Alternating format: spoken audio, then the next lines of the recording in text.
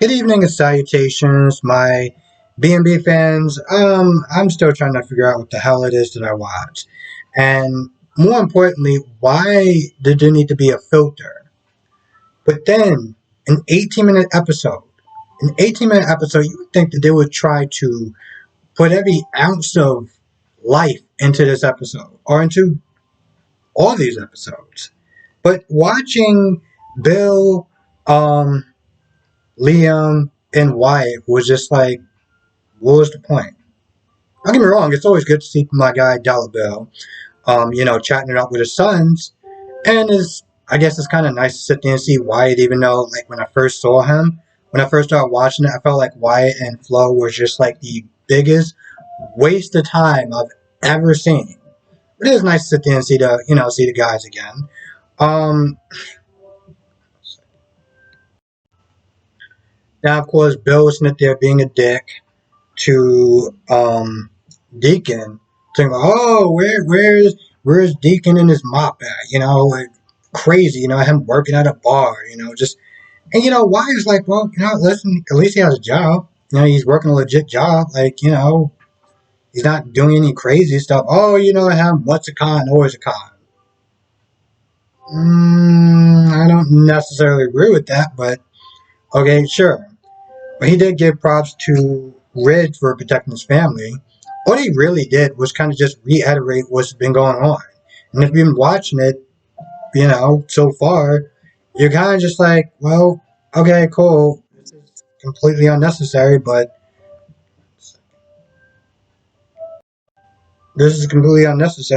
whatever. Um, let's talk about Ridge and Brooke. So they're talking about they're talking about Taylor, making sure she's okay, and making sure she's adjusting to. I wouldn't even sit there and say the new reality, just the reality of Ridge and Brooke being back together. So they're talking about that, and Hope walks in, and Ridge is like, "Hey, you want to sit there and give us like a heads up before you just kind of just waltz on in here, because you don't know what you're going to be walking through." So as they talk about that for a little bit, Ridge acts like a dick. And he's all like, oh, because at first he was like, did you talk to your dad as far as, has he heard anything from Sheila? And Hope's like, well, yeah, and he said he didn't hear from Sheila. And of course, Ridge is like, yeah, well, I don't believe him. They get into this bit of an argument because, Hope is not defending her dad, like, yo, listen, he seemed like he's cut ties with her and everything like that. And, Ridge has a history with Deacon. It goes back, I don't want to sit there and say further than I've been alive, but further than I've been watching the show. They go back and forth, and of course, Brooke is like, "Hey, let's just talk about something else. Let's talk about happier times and happier things." Um, and after a while, Ridge kind of realized that he's, been going too far with Hope, and he does apologize, and she's like, "Thank you" and stuff like that, and so it doesn't really go anywhere. But it's just like, it's kind of odd is that Brooke didn't really sit there and say anything to defend Hope. When Ridge was sitting there going at her, and granted they were sitting there talking about 1 second. Granted they were sitting there talking about Deacon, they wasn't sitting there talking about Hope. But Brooke could have said something along the lines of, "Well, listen, if my daughter said that, this is what happened, this is what happened." Instead of just kind of being so quiet, like it's almost like she was afraid to say anything to lose Ridge again. So she was just like, "Hey," like she didn't say anything for a good couple minutes, and then finally she was like, "Oh, let's just talk about something else." I'm like, is this gonna be the new normal for y'all? Like when Ridge gets out of line and says something to Hope, you're just gonna be like, just not gonna say anything. I got my husband back, and that's all that really matters. Kind of weird, kind of odd, but that could just be me.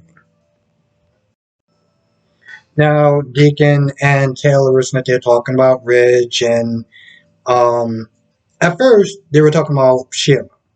And she did believe him when he said, "Yo, I don't have anything to do with Sheila. I haven't talked to her. I don't know where she's at, her whereabouts." And he was actually even surprised that when Taylor's like, I believe you, he's like, most people don't sit there and just take me for my word. Um, then you start talking about Brooke and Ridge being together, their destiny and everything. And Taylor more or less is like, you know what? Listen, they may be together now, but Brooke is going to do something. Brooke, Brooke is like the enemy of her own happiness. She's going to do something because, in Taylor's words, and I'm just kind of paraphrasing, there's always going to be some other men. You know, there's going to be some other men. She's going to do something to F it up, and it's going to hurt Ridge all over again. It's nothing new than what she said to Ridge. Now, when Mike came back, getting on the medicine and everything like that, he sees Sheila with a needle, and Finn's eyes closed. So the first thing he was like, "You want us killing your son again? Like, I can't leave you alone for like 5 minutes before you get into something. Like, what just happened?" So after Sheila explained that, I gave him a sedative for his own good. He was getting a little aggy and everything like that. I had to just calm him down. Mike gets real with her. Mike is like, yo, listen, you must sit there and cut your losses now. This is after, of course, Sheila uses the phone to call Lee. And she was all like, oh, it went to voicemail. And, Mike was like, what'd you expect? The phone's probably at the bottom of water or whatever she is. Like, and Mike is like, listen, you need to cut your losses now. Now, there were certain things I agreed with and certain things I was just like, bro, there could be another way. Mike was like, you need to cut your losses, run away with me. Finn is already at death's door. It's going to be what it's going to be. And I'm like, you know, if you're trying to convince her to run away with you, because, she's going to go back to jail and stuff like that, probably Smith is saying that you should leave your son for dead may not be the correct response to, get her to do what you want her to do. I'm more thinking, why don't you tell her to call the cops and then y'all can have a head start? Like, why don't you do that instead? I don't understand that. Sheila Sheila talks a lot of delusion throughout all this episode. Hell, she talks so much delusion. I ain't bother to think write half the stuff down because I'm just like, this is crazy talk at this point. Now Finn has his, he's like squinting a little bit, and of course he's all like, "Oh, I gotta get out of here. I gotta sit there and get to Steffi." I'm like, "How about get to the cops? Could you try to get to the cops first, and then just worry about that afterwards? Get a hold of a cell phone or something." The whole time he's like, "I gotta get to Steffi. I gotta get to Steffi." It was like, "You gotta get the hell out of there. You gotta get to the cops." Like, and eventually you can get to Steffi. I don't understand. Like, what is getting to Steffi going to sit there and do? Like, seriously, I get it. It's a soap opera and romance and everything like that. But I'm like, maybe you should get to the cops to put her away, and this way she won't do anything to Steffi. Seeing how she shot you, and she was going to shoot Steffi.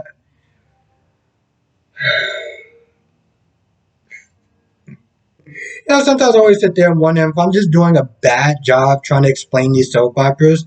And then I realize, no, it's not me. It's literally the show. It's literally the show. Dollar bills are like, oh, where's Deacon and his mop? I'm like, you privileged prick.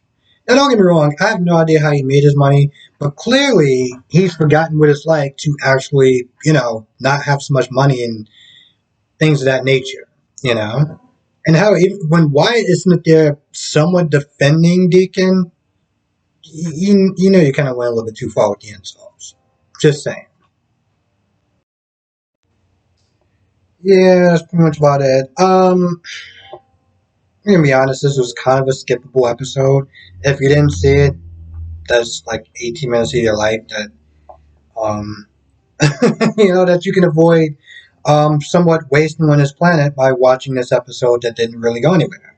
So with that being said, I'm gonna go. I want to thank you for watching. Be safe. Let me know your thoughts on the comment section below. You know what? Before I go, I do want to sit there and talk about Friday's episode because I know some people have an issue with me as far as the Logans and me coming down on Quinn and everything like that. I want people to understand something. These are just my opinions. And these are my opinions based off the limited amount of time that I've been watching the show. Okay? I know there's a lot of people that don't like the Logans for a lot of different reasons because of the years of things that they have either done, they have gotten away with, and any and everything in between. But I don't have that history. I don't have that emotional connection to the show, to some of these characters. Okay? So, like with GH, okay? I'm a Sunny fan. Through and through, I've seen the good, I've seen the bad, I've seen the indifference. Um, so I've been watching it for a while. If somebody's new and they just started watching the show, I've been watching the Nina and stuff like that, and people would people would probably be sitting there questioning and be wondering why I don't like Nina so much. Why I don't like her so much. Why am I always so hard on her? And the reason why I'm so hard on her is because there was an episode where, she started coming at Willow for basically doing her job when her stepdaughter was being a bully to somebody else. And it's, Valentine at the time, her, I guess, boyfriend or whatever, was more level headed. Was like, listen, Charlie needs to sit there and calm down. She can't be doing this stuff left and right. And Nina was just like, oh, I'm gonna let her do what she wants because she's a strong, independent woman, and she's just coming at her because she's a strong, independent woman. And just the level of privilege in trying to get her fired was the catapult of why I just could not stand her moving forward. I had that history. So somebody's coming in and just watching it, they don't understand. And that's the same thing when I'm doing these reviews. I'm doing these reviews and I'm talking about Donna and I'm talking about Quinn, and people are just, some people are like, oh, you're just in love with the Logans. It's like, no, I'm coming in as a new viewer, watching it with a different perspective. Okay? So when I see Quinn coming at Donna and saying, oh, you stole my husband, this, that, and the third. And, people think they're saying that I'm defending Donna. I'm like, at the end of the day, regardless of whose side you're on, let's just remember a couple of things. Quinn got an upgrade, okay? Not only is she with a man that she actually wants to be with, and yes, she wanted to be with Eric at one point in time, and she tried to make it work, and it didn't work, okay? But throughout her time being with Eric, she wanted to be with Carter, okay? And she finally got what she wanted. She was finally with somebody that she wanted to be with, and somebody who she can actually have sex with. So her bitching and complaining to Donna seemed pointless. It seemed petty. Now don't get me wrong, yeah, she was not there sleeping with your husband and stuff like that, and I understand you being angry about that, but let's not sit there and forget that you did step out on your marriage first. Okay, so let's not sit there and try to be so high and mighty and so much on this so-called moral high ground when you did dirt just like she did. She slept with a married man. Guess what? You stepped out on a married man.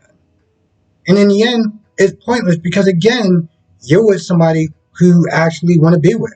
So why are you sitting there complaining to her about it? So when I sit there and read things like I'm in love with the Logans or I'm defending the Logans, just keep in mind that those are just my perspective and I'm coming at it with a new, different, fresh set of eyes, okay? I'm pretty sure every single one of these Logans has done something that people do not like.